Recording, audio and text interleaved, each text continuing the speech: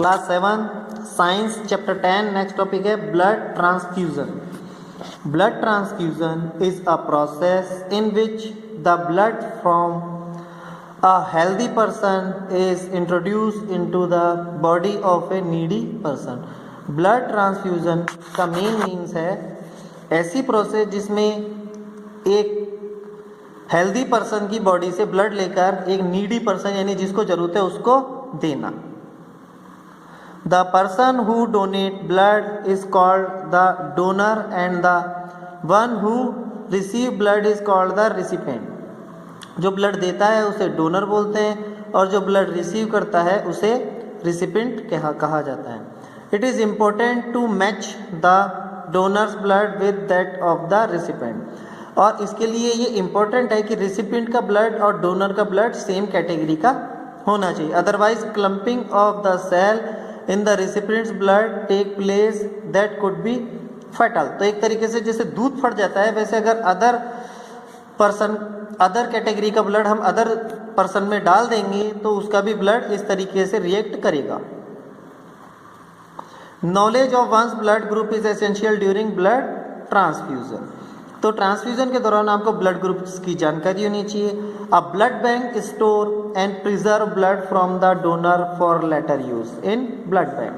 तो blood bank में blood को सुरक्षित रखा जाता है और स्टोर किया जाता है ताकि वो फ्यूचर में काम किया जा सके। ब्लड ग्रुप्स ए बी और ओ, ये 4 ब्लड ग्रुप है। Are observe depending on the type of the antigen and the antibody present. उसमें कौन सा एंटीजन है और कौन सी एंटीबॉडी है उस हिसाब से ए बी और ओ होते हैं। इनमें पॉजिटिव और निगेटिव भी होते हैं। फिर आता है the excretory system. There are a large number of chemical reactions that take place inside a living body due to which a variety of waste products are being constantly created inside। हमारी body के अंदर कई सारी reactions एक साथ काम करती रहती है और कई प्रकार की वैरायटी के वेस्ट प्रोडक्ट कंटिन्यूसली क्रिएट होते रहते हैं हमारी बॉडी के अंदर। The living body need to remove these waste. तो बॉडी को इन वेस्ट को वहाँ से रिमूव करने की ज़रूरत होती है। The process of removal of waste from the cells of living organism is called excretion। तो एक प्रोसेस जिससे वेस्ट को रिमूव किया जाता है किसी लिविंग ऑर्गेनिज्म की सेल से उसे एक्सक्रीशन कहा जाता है।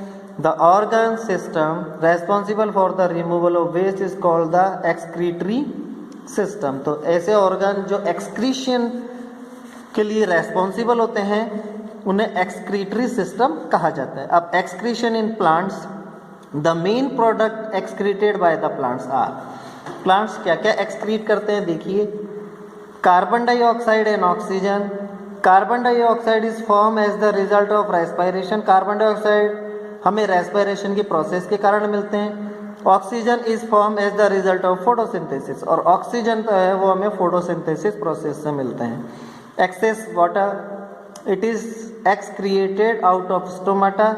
ये स्टोमाटा से बाहर निकलता है and the process is called transpiration और इस प्रोसेस को ट्रांसपीरेशन कहा जाता है। This water gets evaporated from the surface of the leave और ये प्लांट की जो लीव्स होती है उसके सरफेस से इवेपोरेट हो जाता है। Excessive salts, if there is a high level of salt present in water और इन द सॉइल, अगर सॉइल और वाटर में काफ़ी ज़्यादा सॉल्ट है, these usually get deposited in plant as crystal. तो ये प्लांट्स में क्रिस्टल के तौर पे डिपोजिट हो जाता है। Gums, resins and latex. Many other plant get rid और देयर टॉक्सिक वेस्ट। कई जो प्लांट है वो अपने जहरीले पदार्थ निकालते हैं in the form of gum, जैसे gum, resins and latex. In fact, we use these secretions to manufacture paints, varnishes, rubber and adhesives। तो ये कई चीज़ें हमारी काम की चीज़ें बनाने में काम में आता है।